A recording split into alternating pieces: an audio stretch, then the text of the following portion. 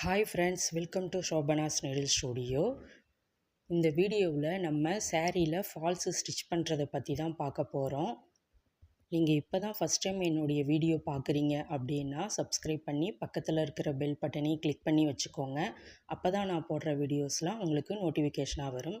வாங்க ஃப்ரெண்ட்ஸ், வீடியோக்குள்ளே போகலாம். ஸோ இது வந்து சாரீக்கு வந்து ஃபால்ஸ் நம்ம எடுத்ததுக்கப்புறமா இது வந்து ஃபால்ஸு ஒரு 2 மீட்டர் அளவுக்கு வந்து நமக்கு இருக்கும். இந்த ஃபால்ஸ் வந்து நம்ம எதுக்காக வைக்கிறோம் அப்படின்னா, சாரியோடைய கீழ் பார்டரில் வந்து நமக்கு ஜரி கொடுத்துருப்பாங்க. ஸோ அதெல்லாம் வந்து கொலுசில் வந்து மாட்டி நமக்கு அந்த ஜரி எல்லாம் பிரிஞ்சு வந்துடும். அதனால் நம்ம ஃபால்ஸ் வைக்கிறது வந்து நல்லது. அது மட்டும் இல்லாமல் காற்றுல சாரி வந்து தூக்கும் இல்லையா? ஸோ அந்த ஃபால்ஸ் வந்து நம்ம கொடுக்கும்போது ஸ்டிஃபாக வந்து இருக்கும். மேலே வந்து சாரி நமக்கு தூக்கிட்டு வராது. ஓகேவா? ஸோ அதனால தான் வந்து இந்த ஃபால்ஸ் வந்து நம்ம ஸ்டிச் பண்ணுற காரணம். இந்த ஃபால்ஸை வந்து எந்த மாதிரி நம்ம ஸ்டிச் பண்ணணும் அப்படிங்கிறத பார்க்கலாம். ஸோ சாரியோடைய உள் பக்கமாக தான் நம்ம ஒரு சுத்துக்கு வரும் இல்லையா? அதில் தான் வந்து நம்ம இந்த ஃபால்ஸை ஸ்டிச் பண்ணுவோம். அதாவது முந்தானியோடைய ஆப்போசிட் உள் சைடு வந்து நம்ம ஸ்டிச் பண்ணணும். அதுக்காக ஃபஸ்ட்டு இந்த ஃபால்ஸில் மேலே வந்து நமக்கு ஸ்டிச்சஸ் கொடுத்துருப்பாங்க. ஸோ அதில் வந்து ரைட் சைடு எது, ராங் சைடு எதுங்கிறது நமக்கு நல்லாவே தெரியும். 2 சைடுமே ஸ்டிச் கொடுக்கறதுனால நமக்கு தெரியும். மேலே மட்டும் வந்து இந்த மாதிரி ஓப்பன் வந்து கொடுத்துருப்பாங்க. அதை தான் மடித்து வச்சு நம்ம ஸ்டிச்சஸ் வந்து போடணும். இப்போ பாருங்கள், நம்ம வந்து சாரியோடைய கீழ் பார்டரை வந்து நம்ம எடுத்துக்கிட்டோம். அதில் வந்து நம்ம இதை வந்து ஸ்டிச் பண்ண போகிறோம். ஓகேவா? ஸோ இந்த ஃபால்ஸ் வந்து அந்த சாரியோடைய ஃபஸ்ட்டு ஸ்டிச் பண்ணியிருக்காங்க இல்லையா? ஸோ அது வரையும் வந்து வைக்காமல் ஒரு 10 இன்ச்சு அளவுக்கு நம்ம கேப் வந்து விட்டுறணும். ஓகேவா? ஒரு 10லேருந்து 12 இன்ச்சு அளவுக்கு நீங்கள் கேப் வந்து விட்டுக்கோங்க. நான் 10 இன்ச்சு அளவுக்கு வந்து மார்க் பண்ணிக்கிறேன். சரியா? மேலே வந்து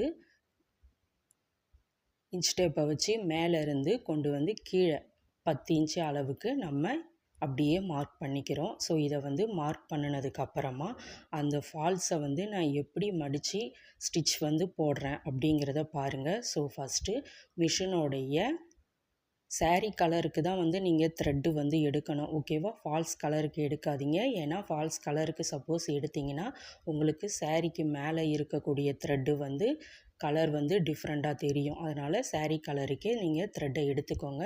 ஸோ என்கிட்ட இருக்கக்கூடிய ஃபால்ஸ் வந்து ரெட் கலரில் இருக்குது. அதனால் நான் சாரீ கலர்லேயே வந்து த்ரெட்டை எடுத்துக்கிறேன். இப்போ ஃபஸ்ட்டு பாருங்கள், அந்த மிஷினோடைய ஃபுட்டை வந்து நம்ம தூக்கிடுறோம். தூக்கிட்டு அதுக்கு மேலே நம்ம அந்த மார்க் பண்ணி வச்சுருக்கோம் இல்லையா? ஸோ அதோடைய இடத்துல தான் நம்ம இந்த ஃபால்ஸை ஸ்டிச் பண்ணுறோம். அதுக்கு பாருங்கள், மேலே வந்து ஸ்டிச் பண்ணாமல் இருக்குதுன்னு சொன்னல, அதை வந்து ஒரு 1/2 இன்ச் அளவுக்கு நீங்கள் மடித்து வச்சுக்கோங்க.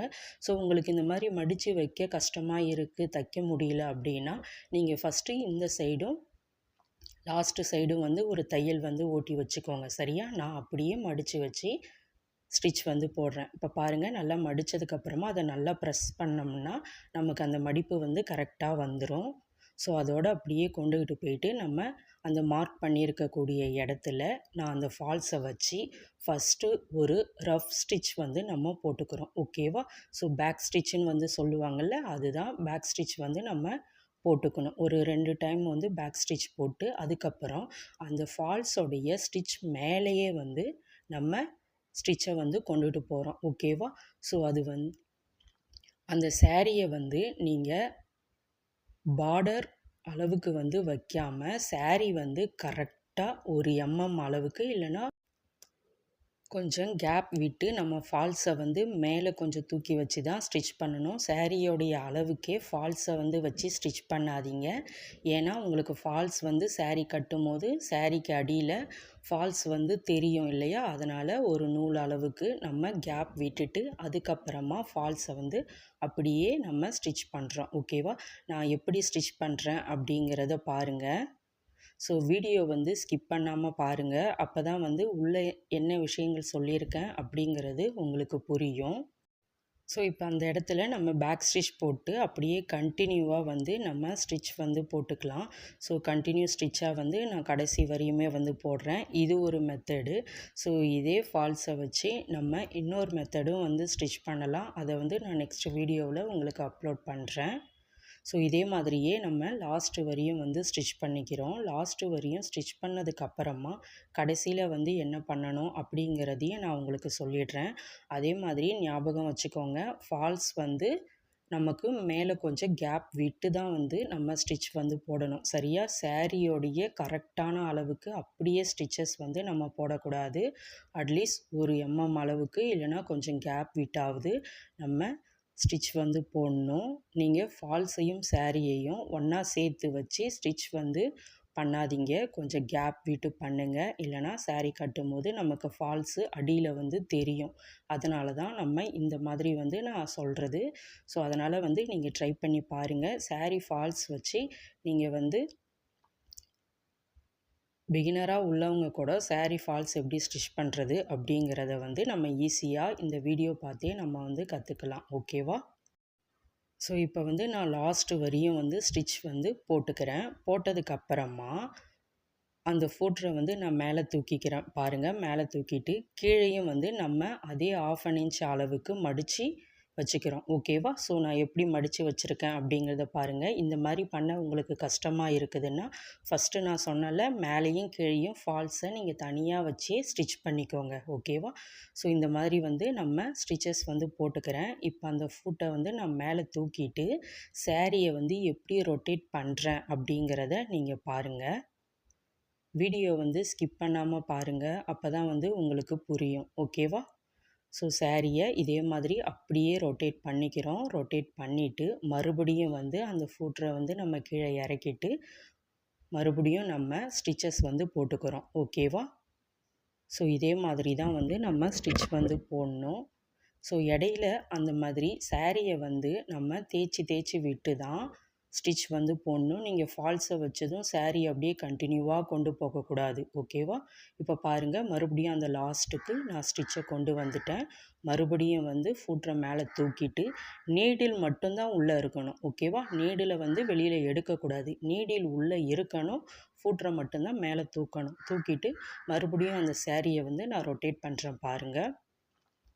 ஃபால்ஸோடு சேர்த்து ரொட்டேட் பண்ணிவிட்டு அப்படியே வந்து ஸ்டிச் பண்ணாமல் அந்த சாரியை வந்து நான் கை வச்சு தேய்ச்சி விடுறேன்ல, அதே மாதிரியே நீங்கள் நல்லா வந்து தேய்ச்சி விட்டுக்கணும். ஓகேவா? இல்லைனா பார்டர் வந்து உங்களுக்கு சுருங்கிடும். அதனால் இந்த மாதிரி கை வச்சு தேய்ச்சி விட்டுக்கோங்க. தேய்ச்சி விட்டுட்டு அதுக்கப்புறமா அப்படியே கண்டினியூவாக நீங்கள் ஸ்டிச்சஸ் வந்து போட்டுக்கோங்க.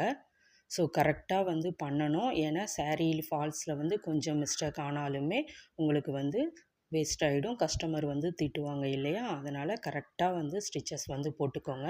சாரீ வந்து கொஞ்சம் வழவழப்பாக இருந்துச்சுன்னா அது மேலே ஏதாவது ஒரு வெயிட் வந்து வச்சுக்கோங்க.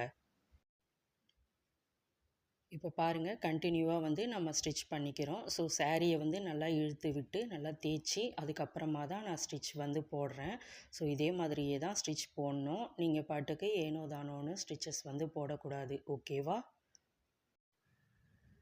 ஸோ இந்த சாரீ ஃபால்ஸு வந்து ஸ்டிச் பண்ணுறதுக்கான சார்ஜ் வந்து நம்ம 75லேருந்து ரூ. 100 வரையும் வாங்கலாம். கடையில் வந்து எவ்வளோ வாங்குறாங்கங்கிறது தெரியல. அதை நீங்கள் கேட்டுக்கோங்க. ஸோ பிகினராக உள்ளவங்க ஃபஸ்ட்டு கம்மியாகவே வாங்குங்க. அதுதான் நமக்கு வந்து பெட்டர். ஓகேவா? ஸோ இதே மாதிரியே நம்ம வந்து ஸ்டிச் பண்ணிட்டோம். மறுபடியும் வந்து லாஸ்ட் வரையும் நம்ம கண்டினியூவாக ஸ்டிச் பண்ணிக்கிறோம். கண்டிப்பாக வந்து சாரியை வந்து நல்லா தேய்ச்சி விட்டு நீங்கள் பண்ணணும். ஓகேவா? ஸோ வழவழப்பாக உள்ள சாரீக்கெல்லாம் வெயிட் வச்சுக்கோங்க. நீங்கள் பாட்டுக்கு வந்து காட்டன் சாரியை வந்து நம்ம பண்ணுற மாதிரி பண்ணாதீங்க. காட்டன் சாரீ வந்து அப்படியே ஸ்டிப்பாக நிற்கும். ஆனால் இது வந்து நமக்கு இதுவாக இருக்கும் இல்லையா? அதனால் நம்ம நல்லா தேய்ச்சி விட்டு பண்ணணும். ஸோ இந்த ஸ்டிச்சஸை வந்து ஃபினிஷ் பண்ணினதுக்கப்புறமா நான் உங்களுக்கு காட்டுறேன். லாஸ்ட் வரையும் வந்து நம்ம கொண்டு வரோம். நம்ம ஃபால்ஸோடைய ரைட் சைடு எது, ராங் சைடு எதுங்கிறது கண்டிப்பாக உங்களுக்கு தெரிஞ்சிருக்கும். ஸோ அதை வச்சு நீங்கள் மேலே வந்து ஸ்டிச்சஸ் வந்து போட்டுக்கலாம். ஓகேவா? ஸோ இப்போ கடைசியாக ஸ்டிச் பண்ணிட்டோம். ஸ்டிச் பண்ணிட்டு மறுபடியும் வந்து நான் என்ன பண்ணுறேன் அப்படின்னா, அந்த 1/2 இன்ச் அளவுக்கே வந்து நம்ம மடித்து ஸ்டிச் பண்ணியிருக்கோம் இல்லையா? ஸோ அந்த இடத்துல நீடில் வந்து கொண்டு வந்துட்டு நீடில் மட்டும் வந்து நம்ம உள்ளே வச்சுக்கணும். ஓகேவா? நீடில் மட்டும் உள்ளே இருக்கிற மாதிரி வந்து பண்ணிவிட்டு அந்த ஃபூட்டரை மட்டும் வந்து நம்ம மேலே தூக்கிக்கணும். தூக்குனதுக்கப்புறமா சாரியை அப்படியே ரொட்டேட் பண்ணி இந்த மாதிரி வந்து ஸ்டிச் வந்து போட்டுக்கணும். ஸோ இதுதான் வந்து ஃபால்ஸ் வைக்கிறதுக்கான ஐடியா. ஈஸியாக வந்து நம்ம ஃபால்ஸ் வச்சிடலாம். ஸோ இதில் உங்களுக்கு எதனா டவுட் இருந்துச்சுன்னா நீங்கள் கமெண்ட் பண்ணுங்கள். கண்டிப்பாக நான் ஹெல்ப் பண்ணுறேன். ஸோ இது பண்ணினதுக்கப்புறமா ஒரு ரஃப் ஸ்டிச்சும் வந்து நம்ம போட்டுக்கணும் லாஸ்ட்டாக. ஓகேவா? ஏன்னா பிரிஞ்சு வராமல் இருக்கிறதுக்காக ஒரு பேக் ஸ்டிச்சும் வந்து நம்ம கண்டினியூ பண்ணிக்கணும். பண்ணினதுக்கப்புறமா இப்போ பாருங்கள். ஸோ நம்ம ஃபால்ஸ் வந்து ஸ்டிச் பண்ணதில் எந்த ஒரு சுருக்கமும் இல்லை பாருங்கள் மேலே வந்து. ஓகேவா? ஸோ ஃபால்ஸும் கரெக்டாக இருக்குது.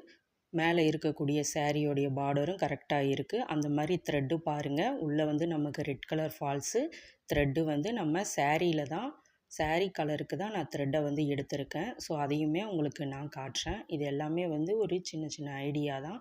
ஏன்னா சில பேர் வந்து மாற்றி மாற்றி பண்ணிவிடுவாங்க. சாரீக்கு மேலே என்ன வேறு கலர் தெரியுது அப்படின்லாம் கஸ்டமர் சொல்லுவாங்கள்ல. பாருங்கள், சாரியும் த்ரெட்டும் ஒரே கலரில் தான் இருக்குது. ஓகேவா? ஸோ இதுதான் வந்து நம்ம ஃபால்ஸ் வைக்கிறதுக்கான மெயின் ரீசன். ஓகேவா? இந்த வீடியோ உங்களுக்கு பிடிச்சிருந்துச்சுன்னா லைக் பண்ணுங்கள், ஷேர் பண்ணுங்கள், கமெண்ட் பண்ணுங்கள், மறக்காமல் சப்ஸ்கிரைப் பண்ணுங்கள். தேங்க்யூ.